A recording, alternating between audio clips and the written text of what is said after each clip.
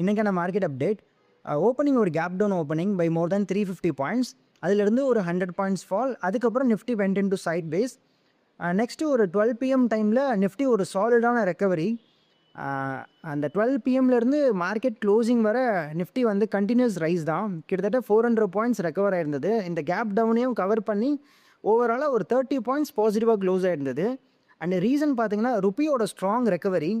நம்ம இதுக்கு முன்னாடி ஒரு வீடியோவில் சொல்லியிருந்தோம், ஆர்பிஐ வந்து பேங்க்ஸோட நெட் ஓப்பன் டாலர் பொசிஷன்ஸை வந்து $100 மில்லியன் தான் வச்சுருக்கணும் அப்படின்ட்டு கேப் பண்ணியிருந்தாங்கன்ட்டு. ஸோ பேசிக்காக இதனால் பேங்க் வந்து அவங்களுக்கு எக்ஸ்ட்ரா டாலரை மார்க்கெட்டில் செல் பண்ணுவாங்க. ஸோ இது வந்து ருப்பியோட ஃபாலை வந்து அரெஸ்ட் பண்ணோம் அப்படின்னு சொல்லியிருந்தோம். அது இன்றைக்கி ஆக்சுவலாக ப்ளே அவுட் ஆயிருக்கு. ஸோ இதனால் என்ன இருக்குன்னா, லாஸ்ட் ஃப்ரைடேல பார்த்தீங்கன்னா ருப்பி வந்து ஆல் டைம் லோ 94.8 டச் ஆயிருந்தது. இன்றைக்கி ஓப்பனிங் பார்த்தீங்கன்னா அரௌண்ட் 93ல் ஓப்பன் ஆகி ஹை ஆஃப் 92.8 டச் ஆகி ஆல்மோஸ்ட் 93ல் க்ளோஸ் ஆயிருக்கு. இன்றைக்கான ருப்பியோட கெயின் தான் லார்ஜஸ்ட் சிங்கிள் டே கெயின்னு சொல்கிறாங்க சின்ஸ் செப்டம்பர் 2013. ஸோ இதனால் மார்க்கெட்ஸுமே ஒரு நல்ல ரெக்கவரி கொடுத்துருக்கு. Next 3 days continues market holiday.